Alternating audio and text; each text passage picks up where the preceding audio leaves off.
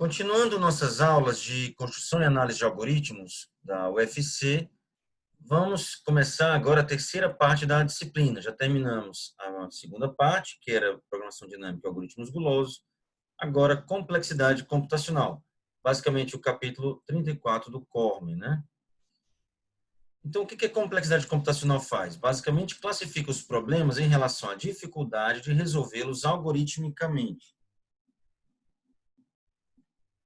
Bem, o que são palavras, né? Para resolver um problema usando um computador, é necessário descrever os dados do problema através de uma sequência de símbolos.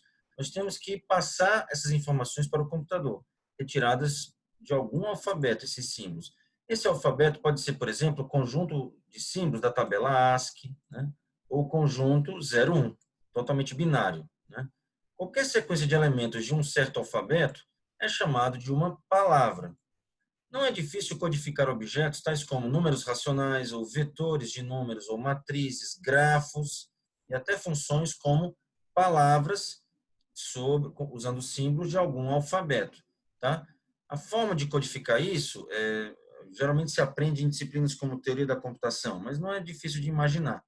Tá? Então, vamos dar alguns exemplos aqui. O tamanho de uma palavra é denotado por W. Eu simplesmente vou falar o tamanho de W quando eu leio isso daqui, tá? W entre esse símbolo aqui, que não é colchete, né? O que significa isso? É o número de símbolos usados em W, contando as multiplicidades, ou seja, até mesmo os símbolos que se repetem.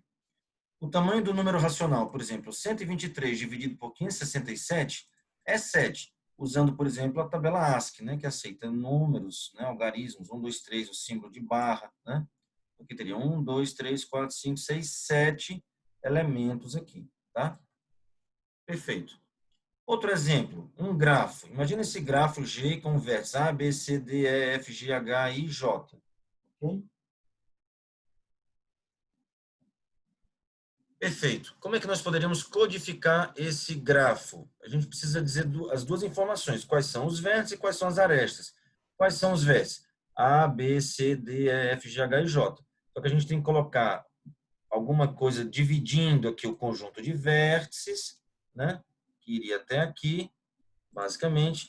Aí teria que ter uma vírgula, né? E depois o conjunto de arestas. E além disso, para cada vértice, eu teria que ter algum separador para dizer, olha, aqui acabou, começou um, aqui terminou, esse aqui está dividindo esse vértice desse vértice.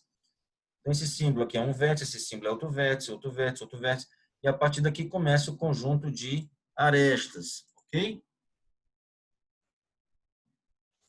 Perfeito. Quantos símbolos eu usei aqui para denotar essa informação?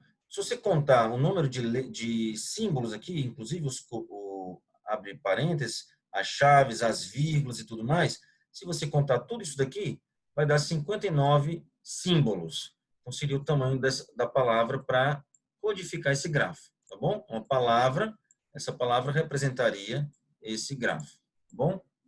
Perfeito. Observe que todas as arestas estão aqui. Aresta, por exemplo, aqui BD, EG, AC, né? HI, AB, EF e BC. Perfeito. O que mais? Agora, esse caso aqui é um grafo, ou uma função também, mas um grafo, principalmente, com peso nas arestas. Então, além de você dizer quem são os vértices, quem são as arestas, tem que dizer o peso de cada aresta, o peso ou custo de cada aresta. Então, aqui a gente poderia dizer o seguinte, BD2 é G1, AC0, HI menos 3, né? AB 3 meios, EF 7, BC 0. E aqui, esse grafo está sendo representado como uma função, porque para cada aresta você diz um valor, um peso. Aqui seria o custo, né? A função de custo, que associa a cada aresta um peso, ou um custo. Se você contar o número de símbolos aqui, inclusive as vírgulas, os abre e fecha colchete, abre e fecha chaves, colchete não, parênteses, né? Dariam 67 símbolos. Perfeito. Tamanho de uma palavra. Para os nossos propósitos, não há mal em subestimar o tamanho de um objeto. Ou seja, não é necessário contar rigorosamente os caracteres, abre chaves, fecha chaves, abre parênteses, fecha parênteses, vírgula também, né? Os exemplos anteriores. Basicamente, o tamanho de um inteiro P é essencialmente log de P, do módulo de P. Por quê? Porque todo número, ele para ser codificado em bits, né? Em número binário, né?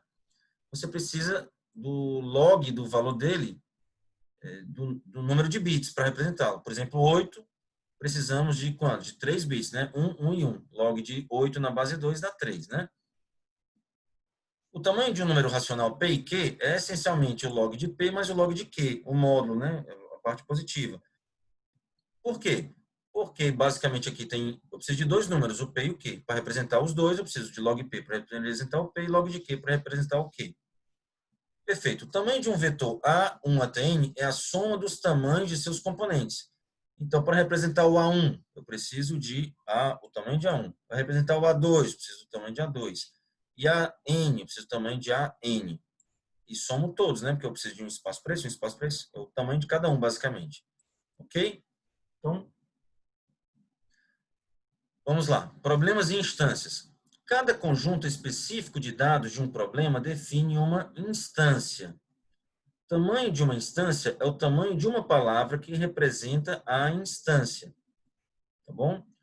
Problema que pede uma resposta do tipo sim ou não é chamado de problema de decisão. Então, aqui ele está dizendo que existem 3 tipos de problemas computacionais, basicamente. Problema de decisão, problemas de busca e problema de otimização. Problema de decisão é aquele que pede uma resposta do tipo sim ou não. Problema que procura um elemento em um conjunto é um problema de busca. Por exemplo, encontre um certo elemento no vetor, qual é a posição que ele está, né? E problemas que procuram um elemento de um conjunto de soluções viáveis que seja o melhor possível em relação a algum critério é um problema de otimização, em geral, maximização ou minimização. Maximize tal coisa, encontre um objeto que o maior valor tal seja tanto. Ou minimização, né?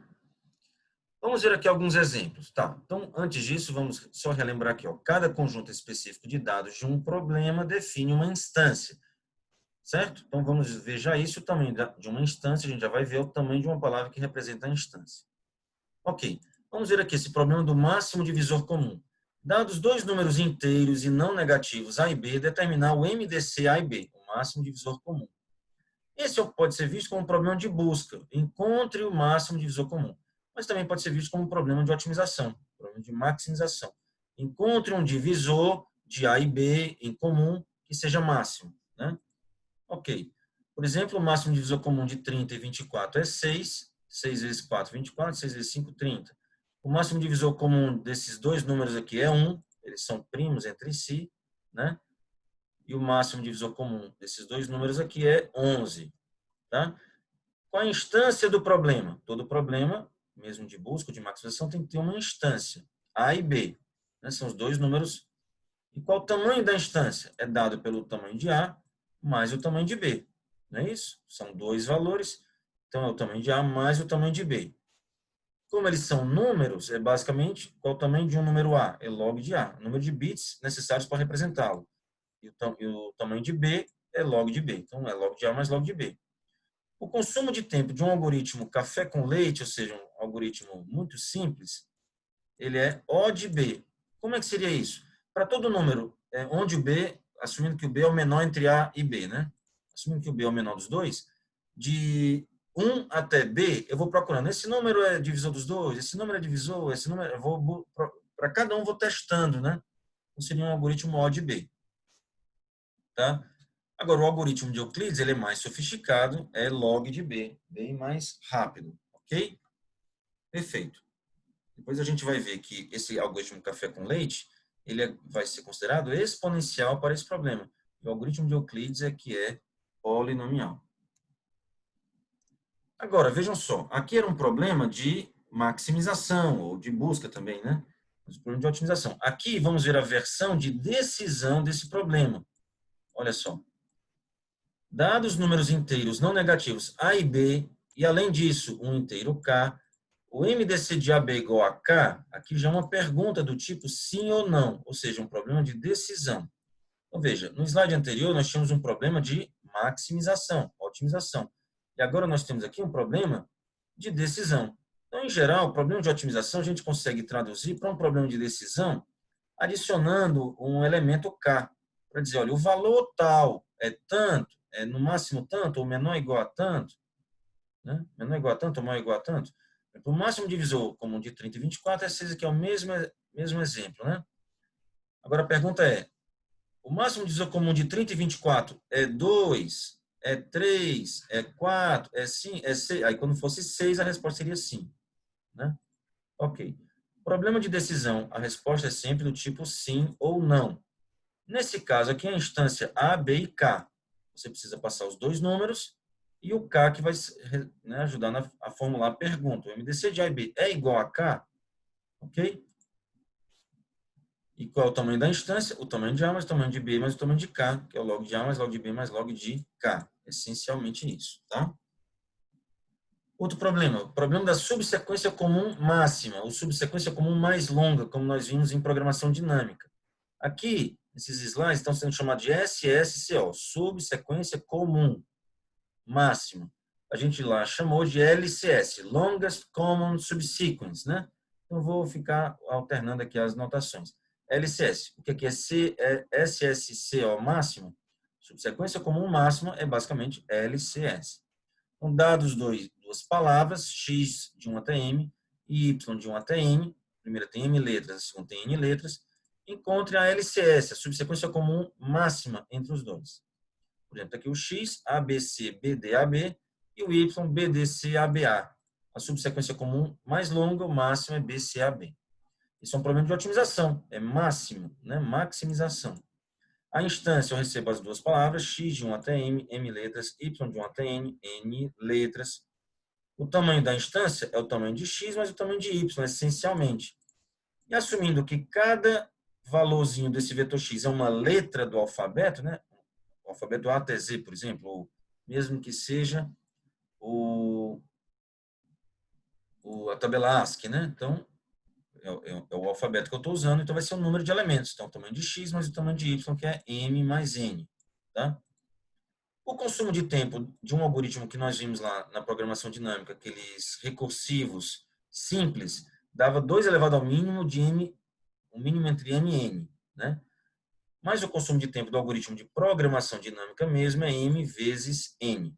Esse aqui é um algoritmo exponencial e esse algoritmo aqui ele é polinomial. Ok? Então, continuando.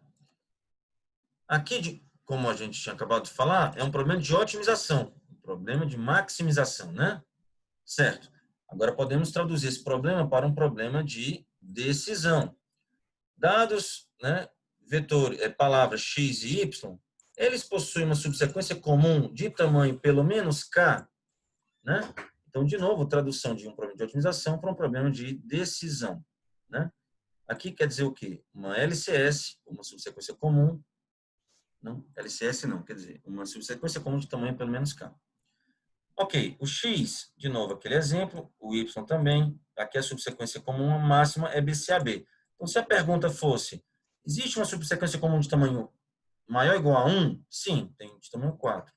E de tamanho maior ou igual a 2? Sim. De tamanho maior ou igual a 3? Sim. De tamanho maior ou igual a 4? Sim.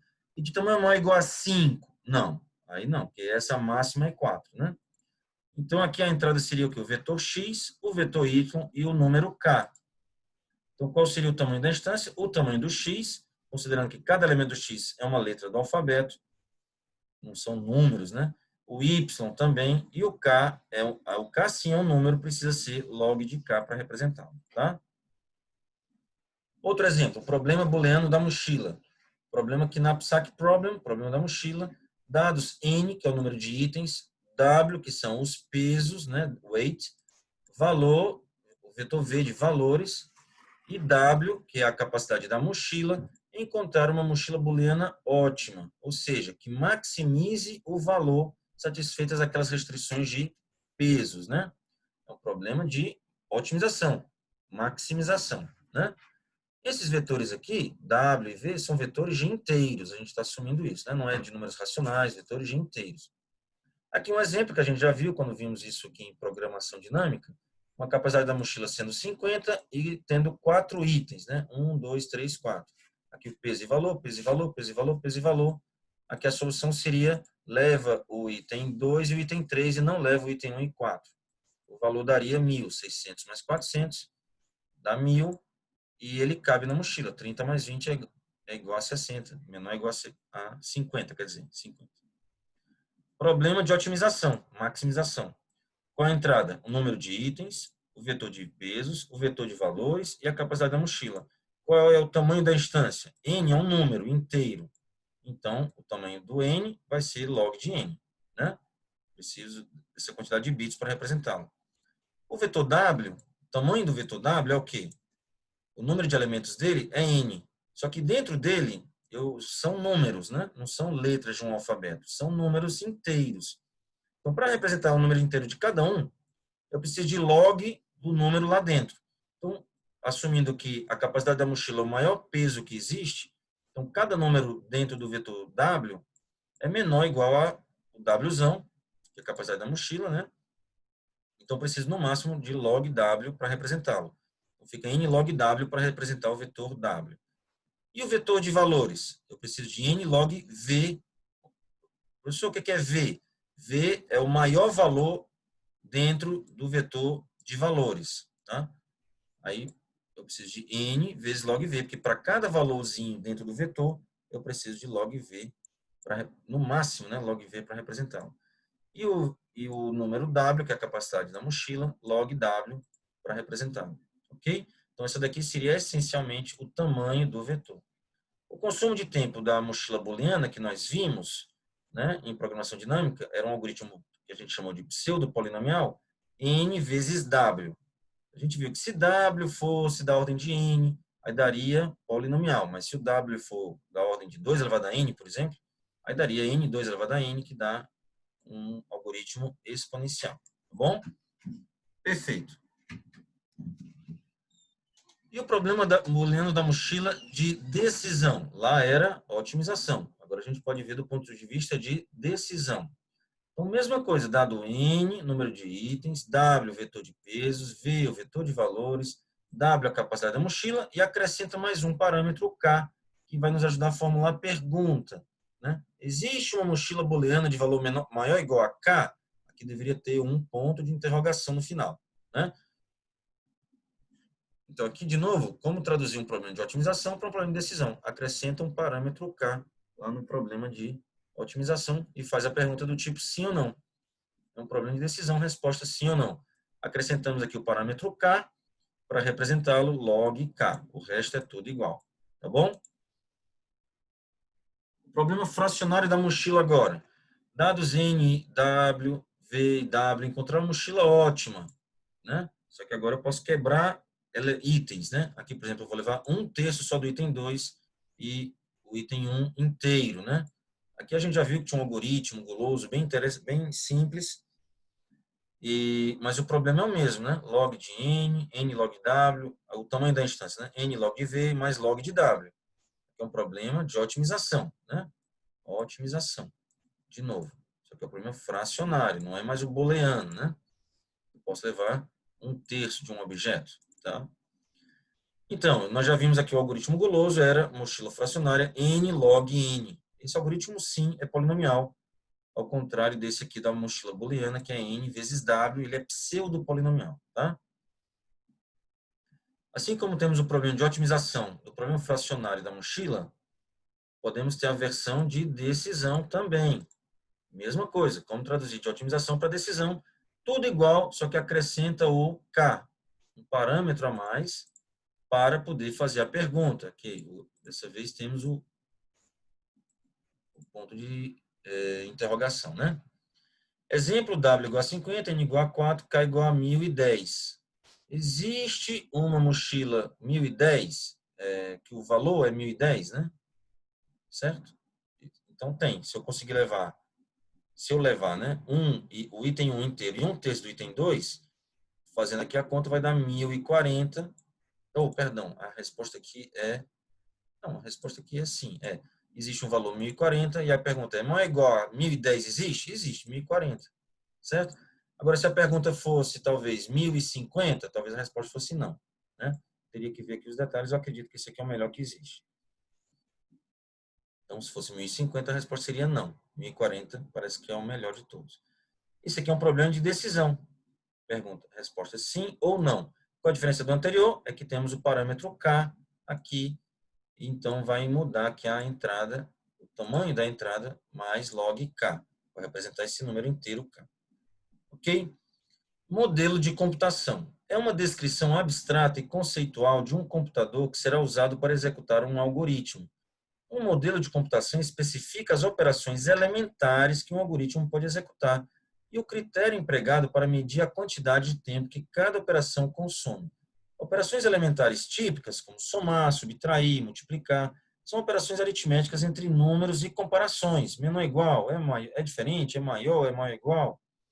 No critério uniforme, supõe-se que cada operação elementar consome uma quantidade de tempo constante. A gente assume, por exemplo, que mais e vezes é basicamente a mesma coisa do que se comparar maior igual, menor igual. A gente não vai olhar muito essa diferença entre o tempo dessas operações básicas, né, aritméticas elementares, tá?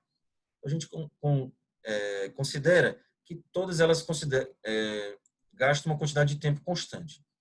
É claro que que vezes deve ser mais difícil que mais, mas a gente superestima tudo por vezes, por exemplo, né? Algo desse tipo, certo? A gente não vai ficar olhando a diferença entre cada uma dessas, porque a gente quer ter uma visão de ordem, né? Ordem de tempo, né? Em notação assintótica, por exemplo, e não o valor exato do tempo, tá? Ok, problemas polinomiais. Análise de um algoritmo em determinado modelo de computação estima o seu consumo de tempo e a quantidade de espaço, de memória, como função do tamanho da instância. Ou seja, basicamente a gente quer analisar, dado uma instância, a gente vai ter o tamanho da instância, a gente quer saber o tempo que ele gasta e a quantidade de memória que ele gasta, em função, né, em função do tamanho do problema, da instância do problema. Por exemplo, o consumo de tempo do algoritmo de Euclides, AB, né, basicamente calcular o MDC de A e B, é expresso como uma função de A mais B. O tamanho de A mais o tamanho de B, que é log de A mais log de B. Certo? A gente viu que era log de B, log do mínimo entre A e B. Falei num slide lá atrás. Um problema é solúvel em tempo polinomial se existe um algoritmo, né, isso aqui é importante, se existe um algoritmo que consome tempo O de I elevado a C, onde I é o tamanho da instância, né, e C é uma constante. Certo? Se existe um algoritmo que consome tempo, O de I, o tamanho de I elevado a C, para resolver o problema, onde C é uma constante, pode ser 2, 3, 4, 5, até 10, ou qualquer número fixo, e I é uma instância do problema. Então, para qualquer instância, então o que é que nós queremos? Que para qualquer instância do problema, né, esse algoritmo vai consumir tempo O de n elevado a c, por exemplo, se o tamanho da instância i aqui for n elevado a c. Ok? Vamos ver aqui alguns exemplos. O máximo divisor comum, o tamanho da instância era o quê? O máximo divisor comum ele recebe a e b, que são números inteiros. Para representar o a, precisa de log a bits, para representar o b, log de b bits. Então, o tamanho da instância, log de a mais log de b. E o consumo de tempo? Aquele algoritmo café com leite, aquele algoritmo simples, de você, para todo número de 1 até B, considerando que B é o menor entre A e B, né? Você vai checando um por um se divide ou não o A e o B, né? Certo? Para cada número de 1 até B, esse algoritmo era da ordem O de B, porque a gente ia percorrer de 1 até B, né? Ele é não polinomial, porque como a entrada é log de A mais log de B, B é igual, aqui não é B, B é igual a 2 elevado a log de B, né? Pensando em base 2, né? Certo? Então, daria 2 elevado ao tamanho da entrada, certo? Ou seja, isso é exponencial. Mas o algoritmo de Euclides é ordem de log de B, onde B é o menor entre A e B. Isso sim é polinomial, tá? O algoritmo da LCS, lá, subsequência comum máxima, subsequência comum mais longa, o tamanho da instância é n mais m, né? Porque lá no caso eram dois vetores e os elementos eram símbolos do alfabeto. Então, por isso que eu não preciso log de alguma coisa aqui, né? N mais m. O consumo de tempo daquele algoritmo recursivo simples, antes de chegar no algoritmo de programação dinâmica, era 2 elevado ao mínimo entre m e n. Isso é exponencial. Mas o algoritmo de programação dinâmica era θ de m vezes n. Isso é polinomial, né? Ok. Mais exemplos. O problema booleano da mochila, o tamanho da instância era log de n, mais n log de w, mais n log de v. V é o maior valor existente no vetor de valores, né? Mas o log de w é a capacidade da mochila, n é o número de itens, né? O consumo de tempo da mochila booleana, lá de programação dinâmica, era um algoritmo pseudo-polinomial, n vezes w.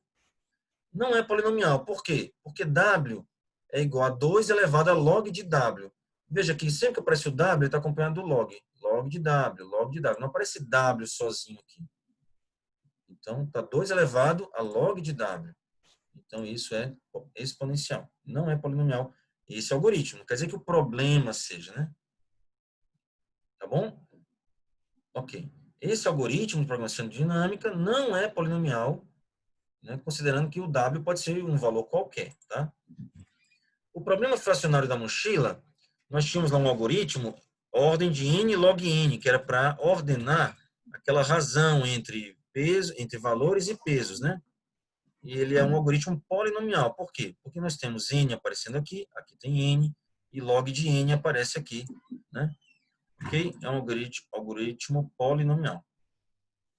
O problema de ordenação de inteiros, A1 até n. O tamanho da instância, aqui é um problema de ordenação. A gente pode imaginar o problema de ordenação basicamente como um problema de busca. Buscar o vetor ordenado, né? O tamanho da instância é n vezes log de m, onde m é o quê? É o maior valor que aparece dentro do vetor A. Tá? Porque para cada elementozinho do vetor A, eu preciso representá-lo, codificá-lo, né? Imagina que m é o maior valor que aparece dentro desse vetor. O log de m seria o número de bits, né?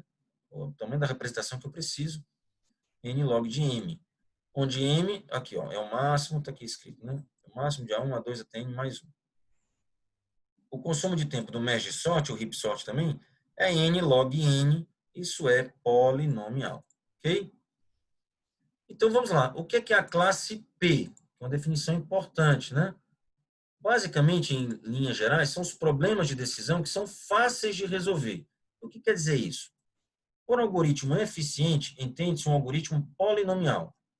A classe de todos os problemas de decisão que podem ser resolvidos por algoritmos polinomiais é denotada por P. Isso é uma classe de complexidade, tá? Então, aqui está em alto nível, assim, só para ter uma intuição, a gente diria que são os problemas de decisão que são fáceis de resolver. Isso no sentido de haver um algoritmo polinomial, um algoritmo eficiente, que o resolve, tá? Às vezes, esses algoritmos polinomiais são super sofisticados, mesmo assim a gente diz que são fáceis, porque é um algoritmo rápido, tá? Isso aqui é só um modo de falar para ficar mais intuitivo, mais didático. Um exemplo, as versões de decisão dos problemas máximo divisor comum, subsequência comum máxima e mochila fracionária estão em P. As versões de decisão, tá? É importante deixar isso claro, porque a classe P é a classe de todos os problemas de decisão. Essa é uma classificação apenas para problemas de decisão, tá? O problema do máximo divisor comum está na classe P? Não, não está. Quem está na classe P? A versão de decisão do problema do máximo divisor comum. O problema da mochila booleana, por exemplo, está na classe P? Ou não está na classe P? Não. Essa pergunta nem faz sentido. É a versão de decisão do problema da mochila booleana. Tá? Mochila fracionária, tem aquele algoritmo lá, guloso, que resolve. Quer dizer que esse problema da mochila fracionária está na classe P? Falso. Por quê? Porque a classe P só tem problemas de decisão. Agora, a versão de decisão da mochila fracionária, esse sim está na classe P. Tá bom? Para muitos problemas, não se conhece algoritmo essencialmente melhor que testar todas as possibilidades. Em geral, isso não está em P, testar todas as possibilidades. Geralmente, a combinatória é muito grande, dá números, o número de possibilidades é exponencial. Tá? Então, vamos ver aqui outros problemas. O problema do emparelhamento. Dado um grafo bipartido, o que é um grafo bipartido? Um grafo que você tem os vértices do grafo pode ser dividido em dois grupos, né? Dois conjuntos, subconjuntos, conjunto X, conjunto de Y, E as arestas vão só de x para y. Não há arestas entre vértices de x nem entre vértices de y. Tá bom? Nosso objetivo é encontrar um emparelhamento perfeito. O que quer dizer um emparelhamento perfeito? Eu quero arestas ligando vértices de x e y. E arestas que não se tocam. Quando eu digo se tocar, não quer dizer se tocar aqui no meio. É que para cada par de vértices aqui, só há uma aresta ligando, né? Então tá aqui, ó, uma aresta liga esses dois, não há mais nenhuma aresta aqui e aqui. Certo? Então nós temos um casamento aqui, um casamento aqui, um casamento aqui, um casamento aqui, aqui, aqui, aqui. Cada vértice está casado bonitinho, né? Mas só tem dois. Para cada vértice, só tem uma aresta saindo dele. É isso que a gente quer.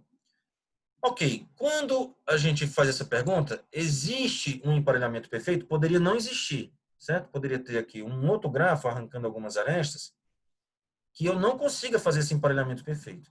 Então, quando a resposta é sim, existe, como é que a gente prova que existe? Né? Quando a resposta é sim, né? Existe um emparelhamento perfeito nesse gráfico bipartido?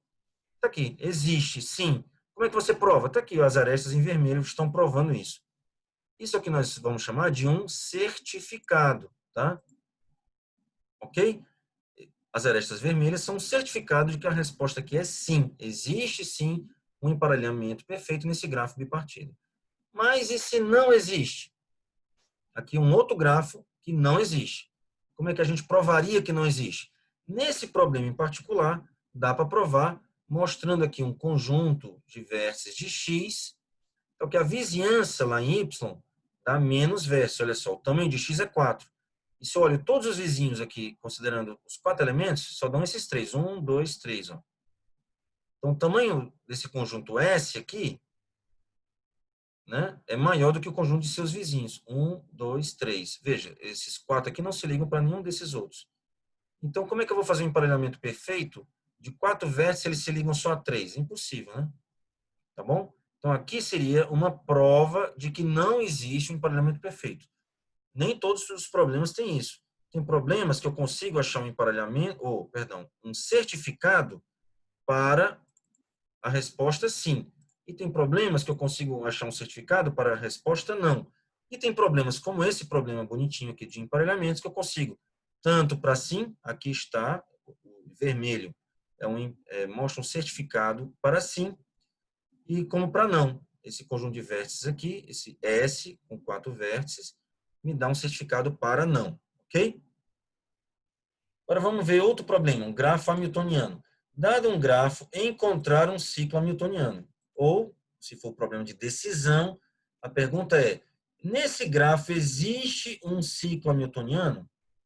Nesse grafo em particular, a resposta é sim. Prove para mim. Está aqui as arestas vermelhas. Um ciclo hamiltoniano é um ciclo que passa por todos os vértices exatamente uma vez. Tá aqui, vamos partir desse vértice aqui embaixo. Aqui por dentro. Pá, pá, pá, né? Vamos percorrendo aqui. Estamos percorrendo todos os vértices. Nenhum vértice está sendo repetido. Todos os vértices foram percorridos. Então, se a resposta for sim, existe sim um ciclo hamiltoniano. Está aqui. Prove. Está aqui. Essa sequência de arestas dá para provar. Agora, e esse outro grafo aqui? A resposta é não, não existe. Como é que a gente provaria que não existe? Aí, esse 1 aqui quer dizer que já é um problema mais difícil, a gente não sabe dizer, tá bom? Então, existem problemas que a gente sabe que tem certificado para sim, mas não sabe se tem certificado para não. Tem problemas do contrário, que sabe que tem certificados para não, mas não sabe se tem para sim. E tem problemas como emparelhamento, que a gente sabe que tem certificado para sim, e tem certificado também para não, né? A gente vai ver que esses problemas aqui que tem para sim é a classe NP. Os que tem para não é a classe CoNP. E os que tem para os dois, como emparelhamento, é NP, interseção CoNP. Tá? Vamos já ver isso.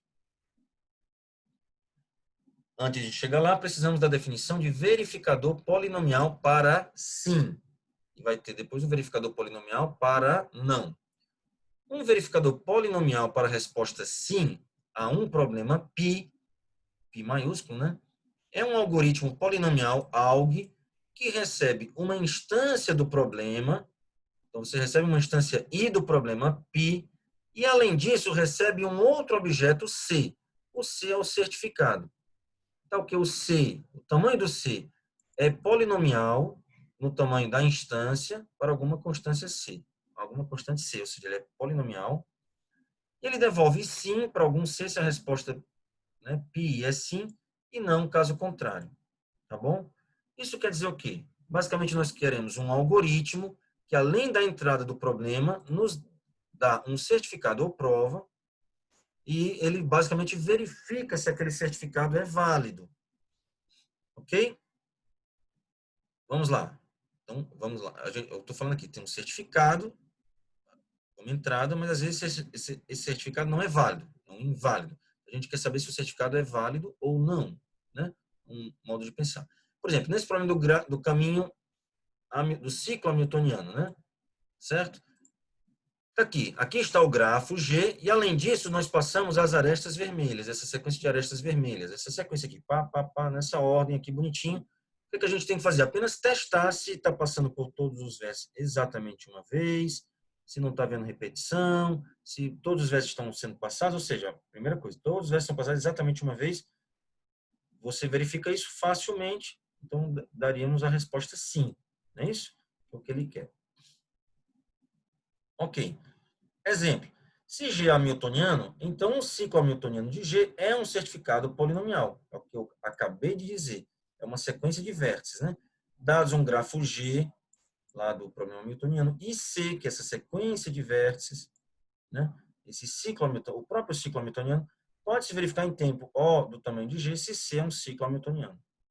Se X e Y são palavras, uma com M letras, outra com N letras, que possuem uma subsequência comum de tamanho maior ou igual a K, então essa subsequência comum Z de tamanho K é um certificado polinomial. Dado X de 1 até M, Y de 1 até N e Z, que é a própria subsequência comum de tamanho K, pode-se verificar em tempo, O de N mais N, se Z é mesmo, né, validar que ela é mesmo uma subsequência comum de X e Y e que tem tamanho K. Ok? Então, aqui a resposta é sim. Então, se é sim, prove. Está aqui a subsequência desse tamanho. Aí você consegue testar. Opa, essa aqui não pertence a X. Isso aqui não pertence a Y. Ou, o tamanho dela não é K. Ou então, realmente eu testei, tem tamanho K, está no X, está no Y, então está valendo. Né?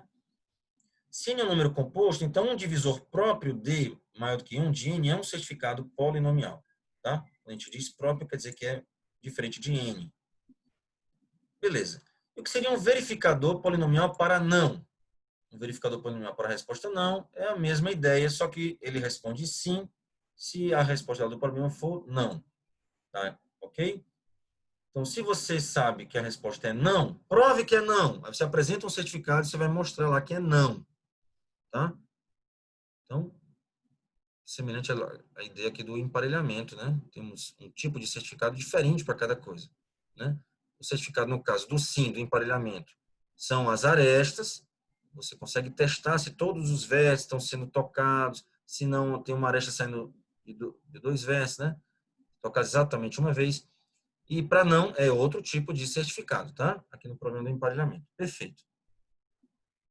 Então vamos lá. Agora uma definição importante. É a classe NP. O que é a classe NP? Vamos colocar aqui, primeiro, de um modo intuitivo da gente pensar. São os problemas de decisão fáceis de verificar. O que eram os problemas da classe P? Os problemas de decisão fáceis de resolver. Né? Perdão. E os problemas de decisão da classe NP são os problemas fáceis de verificar. Então, quem é a classe NP? Formada pelos problemas de decisão que possuem um verificador polinomial para a resposta sim. Ou seja, um verificador polinomial, quer dizer que é fácil, fácil no sentido de ser polinomial, fácil de verificar. Tá bom? Fácil de verificar para a resposta sim, tá? Em outras palavras, a classe NP é formada pelos problemas de decisão para os quais existe um problema pilinha, que é o problema de verificação, que dado um certificado e dado uma instância do problema original e mais um certificado, né, você consegue resolver. Tá bom? Perfeito. Então, vamos pensar aqui um pouquinho mais o que quer dizer a classe NP. Imagine que um problema seja tão difícil que mesmo se for apresentada uma solução, um certificado, levaria um tempo exponencial só para verificar se esse resultado, se esse certificado é correto. Imagine que você quer encontrar lá um caminho hamiltoniano. Tem muitas possibilidades de caminho, de ciclo hamiltoniano. Aí alguém, num lance intuitivo, lhe dá uma sequência lá de vértices do grafo. Imagine que só para você verificar se a solução, né, você não está procurando uma solução, alguém já te deu uma solução e só quer que você verifique se ela é correta. Se só para você verificar isso leva um tempo exagerado, um tempo exponencial, esse problema a gente poderia dizer que ele não é razoável, tá? Na computação. Existem vários problemas desse tipo, problemas de jogos e tal, mas, do ponto de vista aqui que a gente está estudando, não seria um problema razoável. Um problema tão difícil que mesmo se a solução se apresentar para você, você leva um tempo não polinomial para testar, para verificar. Problemas desse tipo não são razoáveis. Então, a classe NP são problemas que, se você apresentar um certificado ou um candidato à solução, você consegue verificar em tempo rápido, né, polinomial, se aquele é realmente um certificado, tá bom? Então, nesse sentido, a classe NP é a classe dos problemas de decisão que são razoáveis. A classe P são os problemas de decisão que são fáceis. Tem um algoritmo polinomial que resolve. A classe NP são os razoáveis. São os problemas que têm um verificador polinomial. É fácil de verificar. Classe P, fácil de resolver. Classe NP, fácil de verificar para sim. É importante deixar isso claro também, né? Ok? E no caso aqui de ser razoável, de novo, razoável também para sim. Porque dado que foi apresentada uma solução para sim, né? Quando eu digo uma solução, é já pensando para sim, né? Então você consegue verificar, né, que ela é correta, tá bom? Ok. Vamos ver aqui alguns exemplos. Os problemas de decisão com certificado polinomial para sim. Existe subsequência crescente maior ou igual a k? Existe subcoleção disjunta maior ou igual a k de intervalos, aqui, aquele algoritmo guloso, quer dizer, existe mochila booleana de valor maior ou igual a k? Todos esses problemas, muitos deles, como esses que estão amarelos, são considerados muito difíceis. Mas, apesar de serem muito difíceis, a gente vai ver mais para frente que são problemas NP completos, né? Certo? Mas esses problemas são da classe NP. Porque, apesar de serem difíceis, a gente vai ver mais para frente, esses problemas são fáceis de verificar. Se alguém te der, por exemplo, na mochila booleana, um subconjunto de itens, né? Você consegue verificar, olha só, isso aqui cabe na mochila, somando os pesos, cabe na mochila, somando os valores da maior igual a k. Então, bem facinho, você consegue verificar. E ciclo hamiltoniano, se der uma sequência de vértices, você consegue verificar rapidamente se está passando em todos os vértices exatamente uma vez. Ok? Aí, P está sempre contido em NP, ou seja, todo problema fácil de resolver é fácil de verificar. Isso é natural, né? Todo problema fácil é razoável. Classe P, problemas fáceis de decisão. NP, problemas razoáveis de decisão. Razoável para sim, né? Então, eu não vou olhar essa prova aqui, mas ela é bem intuitiva, né? Por quê? Porque para você mostrar que P está contido em NP, o que quer dizer assim, formalmente a classe NP? A classe dos problemas de decisão que tem um verificador polinomial. Certo? A classe P não está muito explícito, né, que ele tem um verificador, mas ele tem um algoritmo que resolve completamente o problema. Então, a gente pode simplesmente fazer esse algoritmo que resolve ser o verificador polinomial. Executa o algoritmo que resolve aqui, vai dar um certo valor, e depois você compara lá com, né, o valor que você tem. Ok? Perfeito. Porque é para sim ou não, né? Então, você vai poder responder lá sim ou não, você vai praticamente ignorar o certificado. Acho até que aqui em algum momento fala sobre isso. Aqui, ignorando-se o certificado. Então, você simplesmente aplica o algoritmo que resolve o problema da classe P, ignora o certificado e depois simplesmente compara lá com a pergunta, né? Tá bom? Perfeito. Mas aqui o importante é que todo problema fácil é razoável. Todo problema fácil de decisão, fácil de resolver, ele é fácil de verificar. A grande pergunta da computação é a seguinte: P é diferente de NP? Ou seja, seria melhor invertido. NP é igual a P? Né? Basicamente assim, será que todo problema razoável é fácil? Isso não é muito intuitivo, né? Razoável é uma coisa, fácil é outra, né? Bem diferente. Ou será que fácil de verificar implica fácil de resolver, né? É crença de muitos que a classe NP é maior que a classe P, ainda que isso não tenha sido provado até agora. Tá? Este é um intrigante problema matemático conhecido pelo rótulo P diferente de NP. A maioria dos pesquisadores acha que sim, mas muitos acham que não. Existe, inclusive, uma página na internet muito curiosa, que existe lá uma lista de vários artigos provando que a resposta é sim, outros provando que a resposta é não para essa pergunta, e outros provando que essa pergunta não é indecidível, não dá para responder nem que sim, nem que não. Então, existem artigos dos três tipos, provando que sim, P igual a NP, que não, P diferente de NP, e que não dá para provar que P é diferente de NP, ou seja, esse problema é indecidível. Mas, até onde eu sei, a maioria deles foi provado errado em outros artigos, né? Não confunda NP com não polinomial. Isso aqui é um erro muito comum, por isso que eu sublinhei aqui. Não confunda NP com não polinomial, tá? Muitos alunos confundem NP com não polinomial. Isso é um erro muito feio.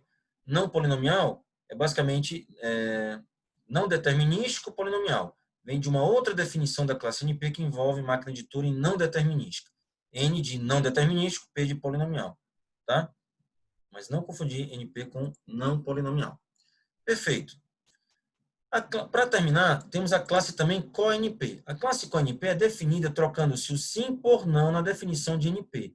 O que quer dizer isso? Vamos relembrar que a classe NP é aqueles problemas que possuem um verificador polinomial para a resposta sim. Aqui eu falei que eram problemas de decisão fáceis de verificar, né? Verificar para sim. A classe CoNP são os problemas em que você consegue verificar fácil a resposta não. É o contrário. A resposta sim talvez seja mais difícil, mas a resposta não é fácil de verificar, tá? Um problema de decisão P está em CoNP se admite um certificado polinomial para a resposta não. Ok? Em geral, todos esses problemas que são da classe NP, vamos ver aqui alguns exemplos. Existe mochila de valor maior ou igual a K, por exemplo. Se você fizer a pergunta invertida, ela vira CoNP. Por exemplo, essa pergunta aqui, ó. O grafo tem ciclo hamiltoniano? Né? O grafo tem ciclo hamiltoniano? Isso aqui é um problema da classe NP. Agora vamos inverter. O grafo não tem ciclo hamiltoniano? Agora já virou da classe CoNP. Ok? Perfeito. Os problemas em NP e interseção CoNP admitem certificados polinomiais tanto para sim como para não. É o exemplo lá do emparelhamento em grafos bipartidos. Tinha emparelhamento para sim, tinha certificado para sim e para não. Em particular, a classe P está contida tanto em NP como em CoNP. O mesmo argumento que eu falei aqui para dizer que o P está contido em NP, também a gente consegue ver que o P está contido em CoNP, tá bom? Porque lá no CoNP, eu quero para a resposta não. O que é que eu faço? Resolve o P, já que tem um algoritmo lá, o problema da classe P de decisão, e depois simplesmente vai lá no problema, na verificação e responde sim ou não, né? Para o verificador. Então, o P está contido em NP e interseção CoNP. Então, vamos terminar a aula com essa figurinha, né? Aqui nós temos a classe NP dos problemas de decisão fáceis de verificar para sim, CoNP, os problemas de decisão fáceis de verificar para não. Aqui são os razoáveis para sim, os razoáveis para não. Aqui nós temos a interseção, NP, interseção CoNP. E dentro dessa interseção nós temos a classe P, a classe dos problemas de decisão que são fáceis de resolver. Ok?